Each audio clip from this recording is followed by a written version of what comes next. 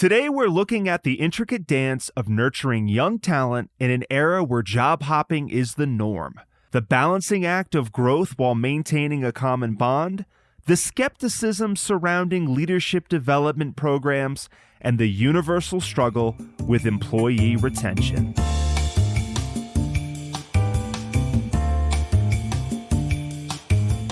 Welcome to Grow Your Credit Union. I am your host, Joshua Barkley, and I am with the legend of Texas, my co-host, Becky Reed. Becky, hello. Howdy, y'all. Becky, I want to ask you, you are an avid reader. I see you always posting different articles and things on LinkedIn. What good books have you read recently? So a couple of books are really interesting. Whenever I was at Lone Star Credit Union, our whole organization read the Netflix book, No Rules Rules. And that is about innovation and creating an innovative culture at your organization. And so that's a really cool one. Another book I'm reading right now is called Never Split the Difference. And it is about negotiation. So everything actually that we do when we are communicating with people involves negotiation in some way, shape, or form. So that's an interesting book I'm reading now. I actually, too, have Never Split the Difference. It's on my bookshelf. But right now, let's kick the show off. Today, we welcome the Executive Vice President / Chief Operations Officer of Christian Community Credit Union, Margie Hughes. Welcome to the show, Margie. Thank you for having me. I'm glad to be here. According to some research from Apollo Technical, the average person will cycle through 12 jobs in their lifetime, posing a dilemma for credit unions focused on investing in the development of young talent.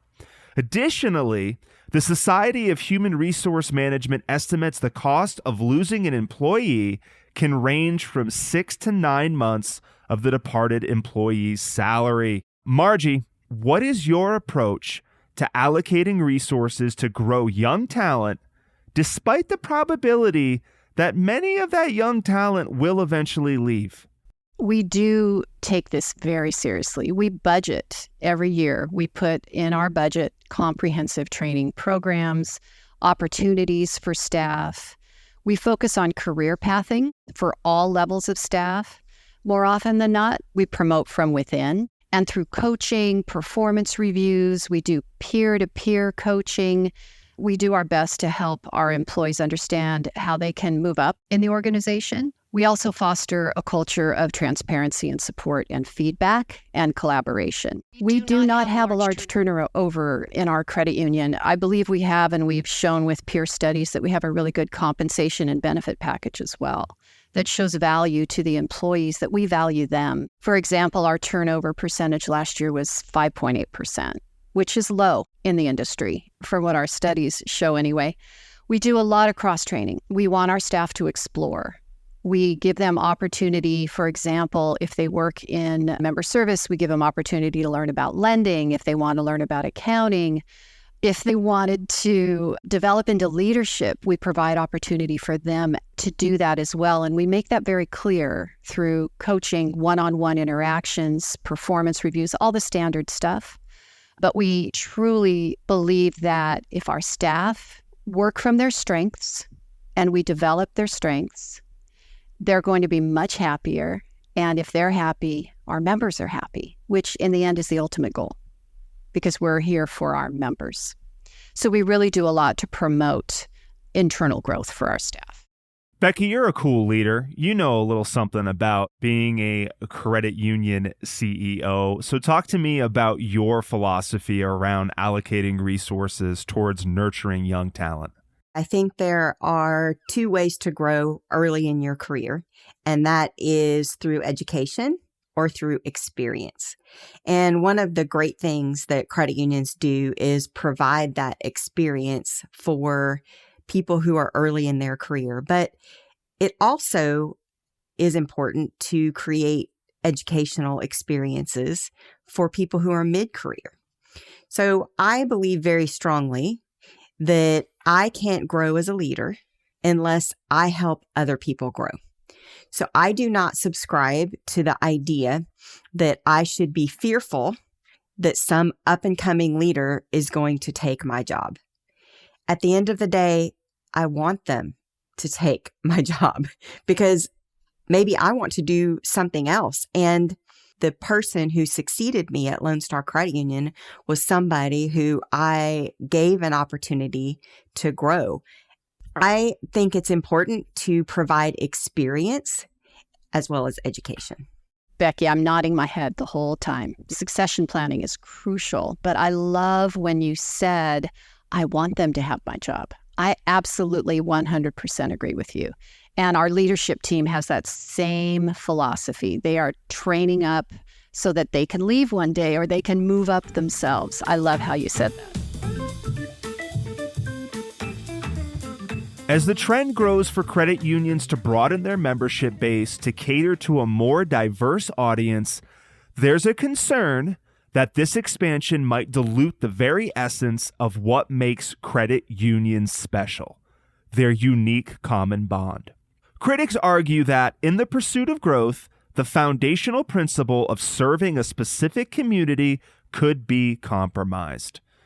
Christian Community Credit Union exemplifies its mission through concrete actions, notably its significant involvement in financing church projects, which perfectly aligns with its foundations in religious faith. Margie, what advantages have you observed by maintaining your common bond? And moreover, do you believe there's ever a justifiable reason to modify these foundational principles for strategic growth? Our common bond, we're an associational credit union, unlike many credit unions that are community-based. Our common bond are faith-based believers. Our credit union started as a minister's credit union 67 years ago, very small in somebody's garage, like most organizations start.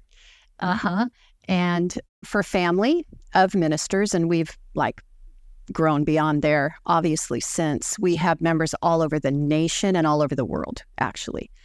For us to shift away from that foundational legacy purpose of why we are who we are is something that we're firmly never going to do.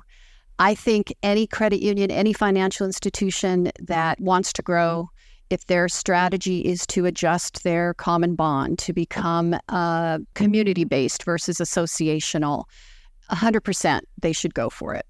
We, though, because of who we are and who we serve, we've had opportunity where other credit unions wanted to merge in with us, where they had a similar bond where they offer worship in their community. That's not who we are. We are all about growing God's kingdom. And this is not, I don't intend for this to sound the way it's going to come across, so forgive me, but we want to serve Christians. That's who we are, why we're here. And if we were to dilute that by allowing a community-based field of membership that aren't Christians, that would dilute our legacy. And that is not something we, our board, our members are open to. Yes, it's justifiable to adjust when other credit unions see the need to merge and scale and adjust their charter as a result or their common bond. But for us, that is never anything we'll do. We've done great over 67 years. We're almost at that billion. Once we hit there, we know it's going to triple and quadruple from there statistically. And we just won't compromise that principle. So kicking this over to you, Becky, what is your philosophy around the common bond and the foundational principles? And do you feel as though it's ever justifiable to say, I'm going to wiggle and modify what it means to be a member of this credit union? Well, first of all, what Margie talks about with her credit union is the epitome of a credit union and why they exist to serve a very specific field of membership. She mentioned Christians specifically, and Christians have a specific need for specific types of products that maybe people of other faiths may not have. So therefore, the credit union can have specific services around that. So they can be very customizable to that particular field of membership. Unfortunately, what has happened is what always happens when industries or companies are trying to survive. And back in the 1990s, there was a lawsuit from the banks that tried to limit who credit unions could serve.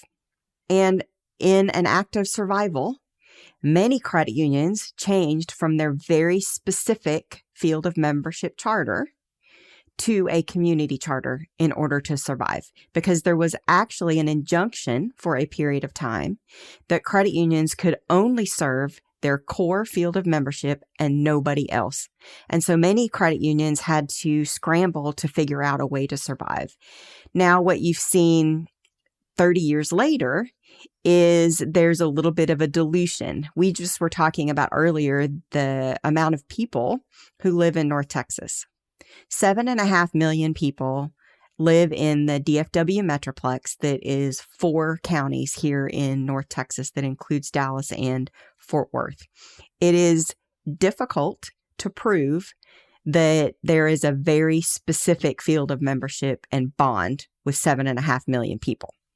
You're starting to see a little bit of that dilution to the very specialized services. Now, certainly a credit union can create services that would focus on a community or people from Texas or very special things that people in Texas experience, like hailstorms or tornadoes or something like that.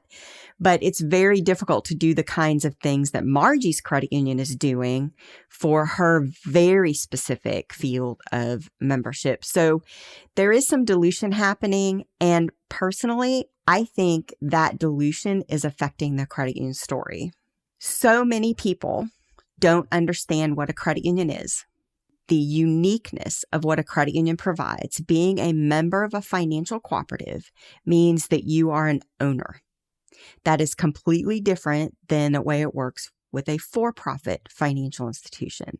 However, we as credit unions have constantly put out there from a marketing perspective that we do everything a bank does, but we're better, we're friendlier, we're nicer, and you get better rates. That doesn't really describe the true difference between a credit union and a bank. If you compare a financial statement for a for-profit bank to a not-for-profit credit union, it is vastly different. There is a completely different thought process about how you can make money and what you do with the profits that you make. In a credit union, every dime is put back into the credit union, either in the form of additional products and services for its members or in a bonus dividend that is distributed back to its members. That is a fundamental difference that is being lost, and it's a differentiating factor that most people don't understand, and we've done a poor job of describing that. Despite compelling evidence that company-wide leadership training significantly boosts learning capacity and performance, an article on trainingindustry.com states that only 10% of CEOs believe current leadership development initiatives have a clear impact on their business, and only 19% of business managers view leadership development programs as relevant to the issues they face. This ties us back to the first segment where you mentioned that you use leadership development as a way to retain talent. So we already know that you don't agree with this sentiment. From your experiences, what are the positive effects that training has had on your team? Yeah, those are disappointing statistics. I don't understand the thought process behind not developing people. Leadership is essential in organizations. We need leadership in all areas of a business in order to grow that business. So I don't agree with these statistics. My credit union does not agree with these statistics. We do try to develop, and as I said earlier, we have a budget specifically for training. We actually offer tuition reimbursement for employees that want to pursue a degree. So we're heavily involved in developing people. And if we develop them out into a better place for them in their lives, we're 100% okay with that. So this is really disappointing to me. I mean, if you think about it, the leaders of an organization that are not valuing training, well, they obviously were developed and trained to get to where they are in their career.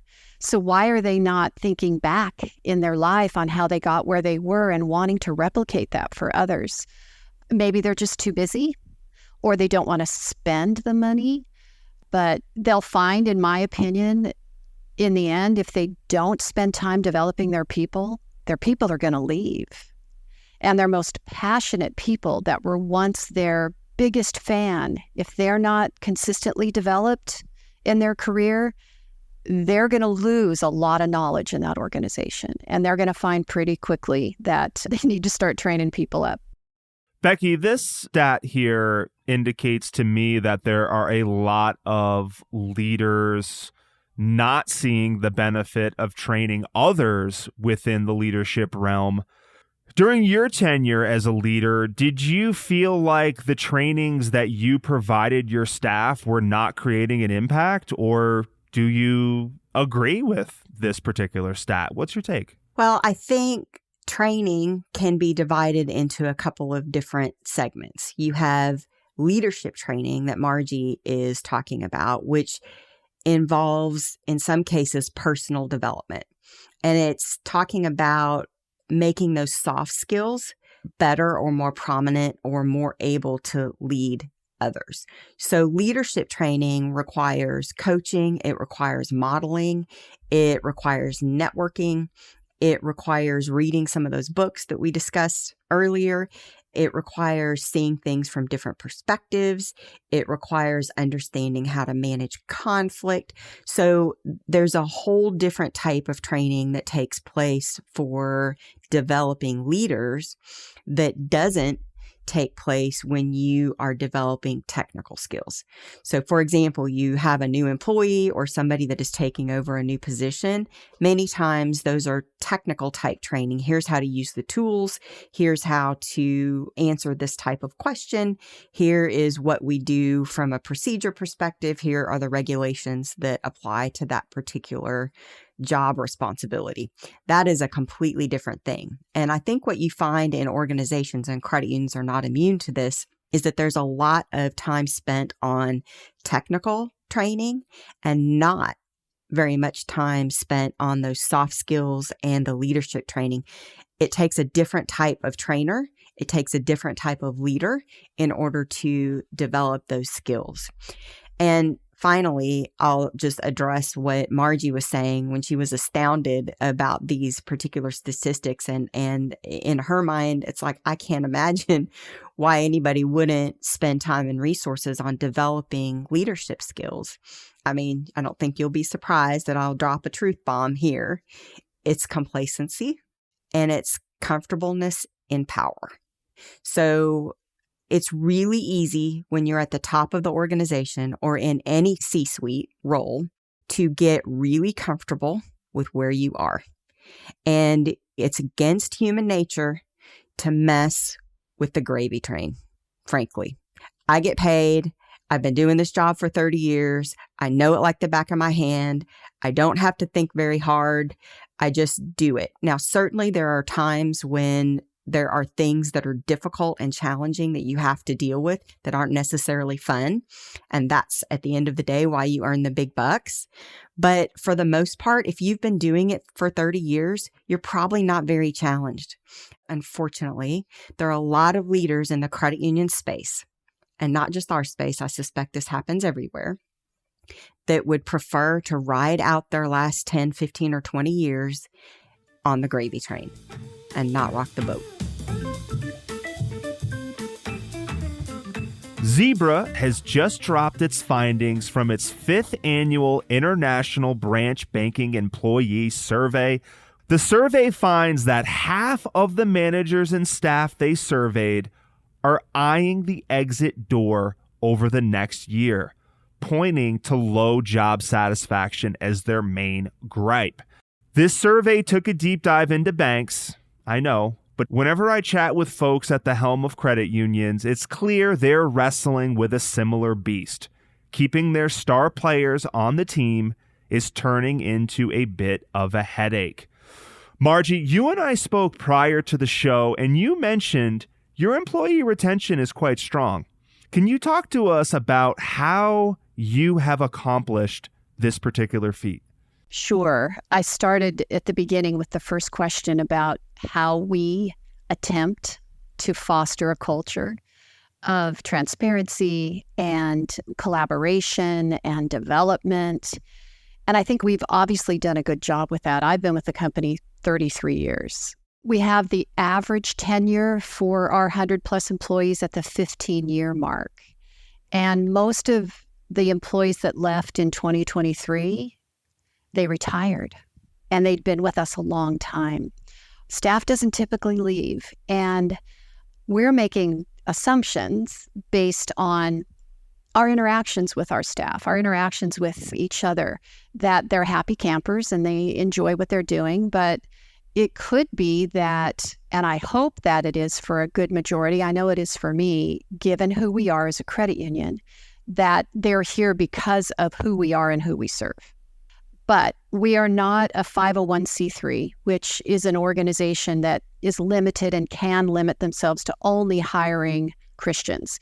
We're an equal opportunity employer, so we hire non-Christians. And many of them that do come in as unbelievers leave as a believer because of who we are and how we serve and who we serve, which is really cool, which I see it as a ministry. But I really believe that our employees are staying. And I need to ask them why, because I'm assuming that we're doing a good job with everything that we try to do, from salary to development opportunity. We have a lot of fun with our staff. In fact, we're planning a Disney event. We do them every few years, and we get a huge turnout. We invite family. We have a big luncheon. We all meet up at the park together. We just have a blast.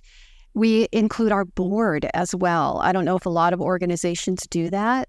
Our board is a group of amazing men and women, and we invite them to every event that we have. And some of them live out of state, and they come in for these events. We just foster that culture of family. And I know that sounds cliche, but it's true. We do, because at the heart of who we are, we're here to serve our employees. And that's one thing, I think, Becky, it goes back to your comment prior about, and you didn't use the word ego, but it can be ego. As leaders, we see ourselves as servants as well. We're here to serve our employees. We want our employees to be happy, to do well, and we serve each other, and we, of course, serve our members.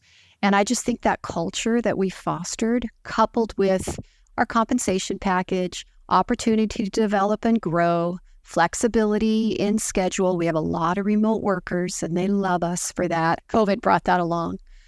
We care about our staff. And I think it shows in a variety of ways, which keeps them coming back every day to work. Sounds to me like maybe this has something to do with being mission-driven. You're a mission-driven CU that attracts mission-driven employees. Becky, do you agree with that? I do. People want to be part of an organization that serves a larger purpose that's greater than themselves. And so her credit union in particular, but most credit unions, because of that key differentiating factor that I talked about before, being a member-owned financial cooperative, appeals to people who want to help people. And at Lone Star Credit Union, we did do state interviews, and it was quite interesting. Margie, I definitely encourage you to pursue that with your HR department. Most credit unions and most companies don't provide that kind of interview or that kind of feedback opportunity until someone's leaving. It's called an exit interview, right? Well, it's like if they bring up something, then it's probably too late to fix it for that person. But that can be an eye-opening opportunity that you're not asking, why did you leave? You're asking, why do you stay?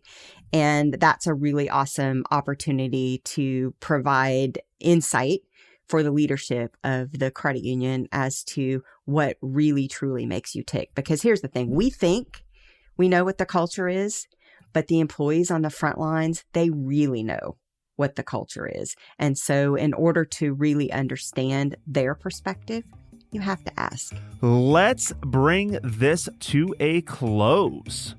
Margie, do you have any final plugs or thoughts for our listeners? Only just to say thank you for this podcast.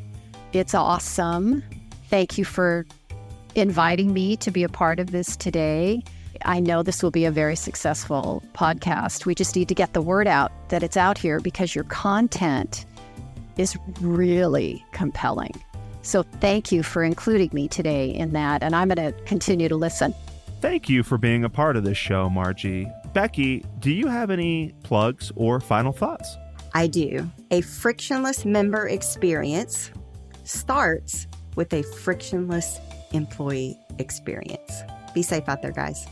Thank you, Becky, and thank you, Margie. And a special thanks to you, our listeners, for continuing to support and listen to another episode of Grow Your Credit Union. Remember, if you like the show, please follow us on your podcast player of choice and share an episode with someone who would benefit from listening.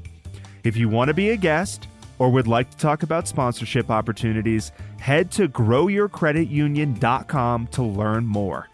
Thank you for listening, and we will see you next time.